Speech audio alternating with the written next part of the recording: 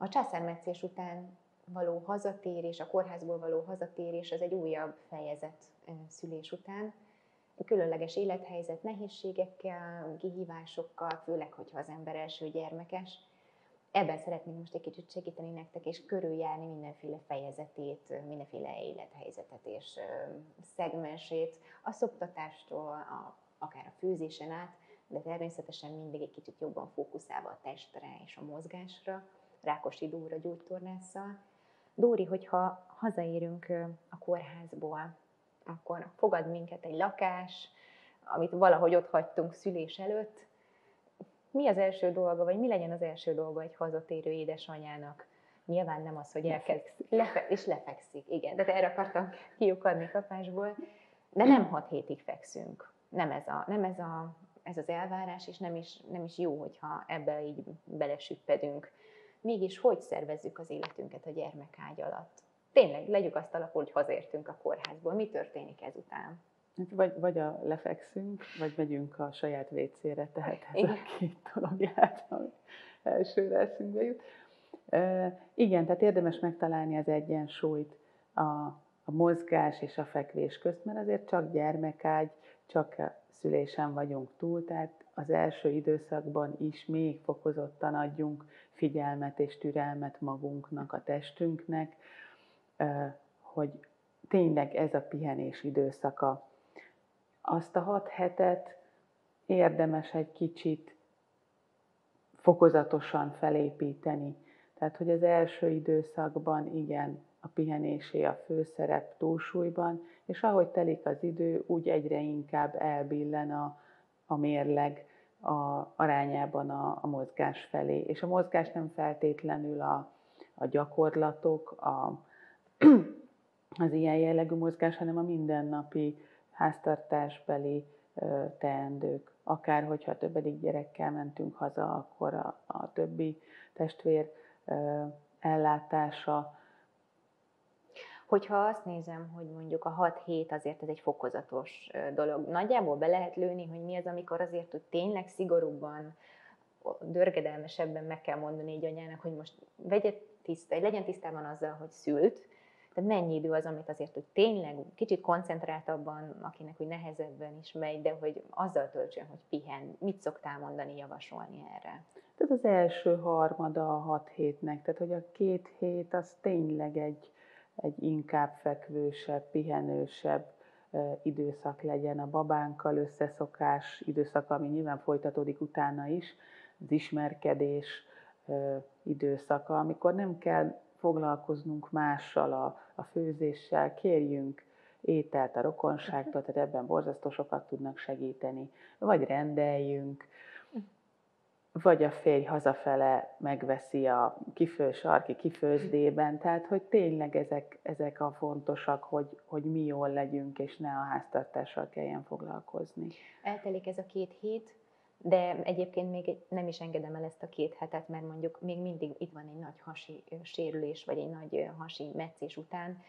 Valamit tudunk tenni azért, hogy kényelmesebb legyen a létünk otthon? Hát azért ez minden lépésnél fáj, húzódik, nehéz felülni, meggondolom 100-szor, hogy leüljek-e, fölkeljek-e. Lehet valamit tenni a lakással, vagy a környezettel, hogy egy picit inkább minket szolgáljon egy hasi műtét után? Hát ezt szerintem mindketten tudjuk, hogy a mélyből felállás az úgy nehéz, tehát a lapos ágyak és a matracon alacsonyan fekvőhelyekről felállás az nehéz ebben az időszakban. Ha lehet ilyet, hogy megemelni egy picit, akár pokrócokkal megmagasítani a fotelt vagy a kanapét, ahova leszoktunk ülni, ez segítség lehet az elején, de arra kell figyelni bármilyen életmód vagy életkönnyítésünknél, hogy ez nem maradjon ott. Ami marha nehéz, hogy folyamatosan változunk, ahogy telik az idő, és ne ragadjunk benne abba a helyzetbe, amiben vagyunk épp. Ilyenkor szokták azt mondani, hogy ja Istenem, ilyenkor nem szabad lépcsőzni. Te mit gondolsz erről a lépcsőzés kérdésről? Frissebben. Mert például akinek a lakásán belül van lépcső, ő lépcsőzik. Tehát, meg aki a sokadik emeleten lakik. A sokadik emeleten lakik, Lift nélkül. Ő is lépcsőzik. Megint saját test. Tehát, hogy én nem szeretek tiltást mondani semmire konkrétan, hogy most ezt nem szabad, azt nem szabad, hanem nagyon-nagyon érdemes figyelni a testünk jelzéseire, hogy fáj-e a lépcsőzés. Volt-e panaszom várandósan, medencetáji, deréktáji, szeméremcsonti fájdalmam. Akkor, ha volt, akkor hogy módosítsam a lépcsőzést, mire figyeljek lépcsőzés közben, ami segítség lehet. Ha nem volt, akkor nem kell figyelnem semmire. Tehát ez ne legyen egy ilyen általános tiltás, amit mondjuk hasonlóan kezelünk, mint a ne nyújtózkodjunk, ne csavarjuk a törzsünket, ez is egy ilyen becsípődött valami.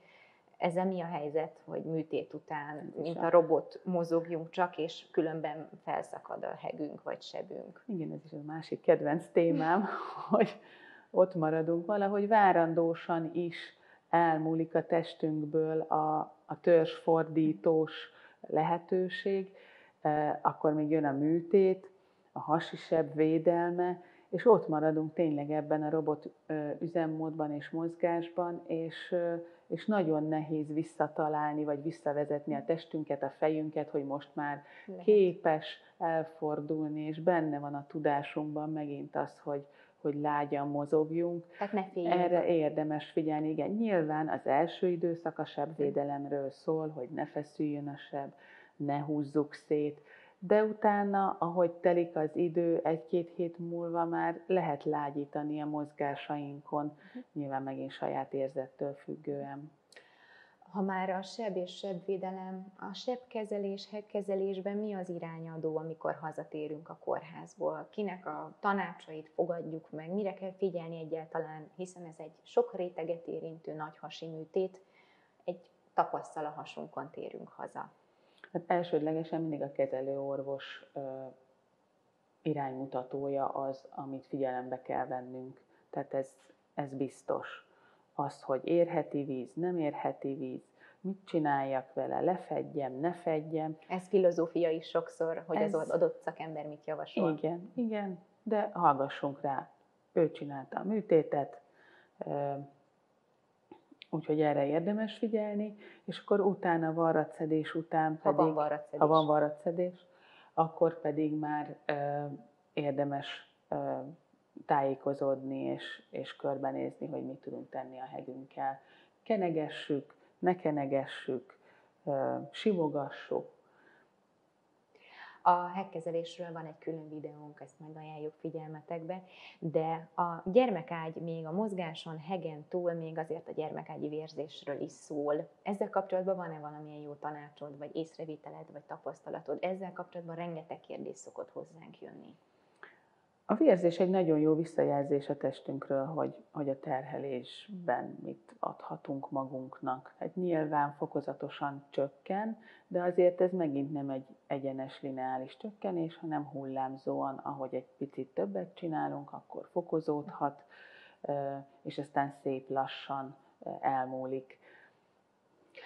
Ezt csak azért mondja így Dóri, azt gondolom azért hangsúlyozod ennyire, mert hogy sokszor van az is, hogy felmerül, hogy már éppen elmúlni látszott az a gyermekágyi vérzés, és egyszer csak újra berobban. Ilyenkor szoktuk mi azt a kérdést föltenni, hogy nem erőltetted meg magad? Tehát, hogy általában azért aggodalomra nem ad okot, itt is nyilván az orvosunk, hogyha egy csekkolást megír, akkor érdemes megkérdezni, de hogy ez egy ilyen nagyon hullámzó folyamat tud lenni. A gyermekágyi vérzés után, ami fontos és következő pont, az a szoptatás. Ráhangolódás időszaka van, nyilván nem feltétlenül megy ez is sima egyenes úton a siker felé.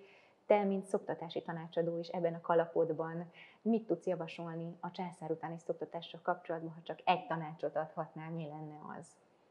Kérj segítséget, ha problémád van. Ki ez a segítség? Hova lehet fordulni, hogyha hiteles, naprakész tudású szakembert szeretnél kapni? Hol keressük ezt a szakembert? A Lalecse Liga oldalán is érdemes segítséget hogy kérni. Ez mi az oldal? LLL.hu ahol lehet segítséget kérni, illetve remek videók vannak fönt, amik már elérhetőek, és az ibclc.hu oldalon is lehet segítséget kérni szoptatási tanácsadóktól, kolléganőktől?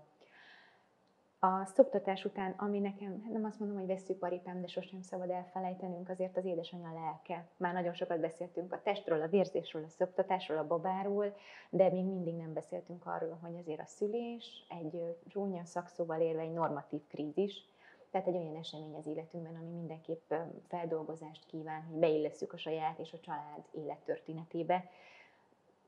Ki tud nekünk ilyenkor segíteni? Te mit szoktál javasolni ilyenkor, hogyha látod egy anyán, hogy még nem érkezett meg mondjuk a testébe anyaként, a babájával akár nehezebb a kapcsolódás, merre érdemes indulni, tapogatózni, segítséget keresni akár?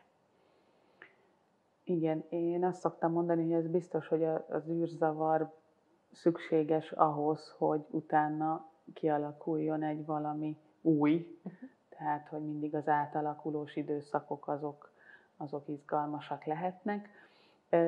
Ez anyafüggő, hogy honnan kérjen segítséget az anya. Tehát, hogy milyen típusú, a lelki oldalon induljon el, vagy a testi oldalon, vagy mindkettőn, vagy adjon magának időt. Tehát nagyon-nagyon széles a paletta, és igazán sok szakember van most már, akitől lehet segítséget kérni. Én azt gondolom, hogy nagyon emberfüggő, hogy kinek mikor jön el az ideje a segítségkérésnek, illetve hogy milyen úton indul el. Azért hangozzon itt el, hogy van egy nagyon szuper lehetőség, az Emma vonal például, ahol telefonon tudnak édesanyák nagyon megtartó, támogató beszélgetések részeseivé válni, és akár csak elmondani az érzéseiket, a szülés történetüket. De ugyanígy bármikor gyermekágyas dúla is tartja a vállát, hátát, kezét, ölelését, pszichológusig egészen hosszú a lista, hogy hova nem szégyen és hova érdemes fordulni, mert hogy ez egy nehéz időszak, sok könnyel akár az örömön és a nevetésen túl. Mi is várunk benneteket a Császárvonal zárt csoportjában, akár csak szüléstörténetet elmesélni, akár megosztani a könnyűség, nehézségeket, ami a gyermekágy alatt jelentkezik az életetekben, és ha kérdésetek van, szakértőinkkel segítünk.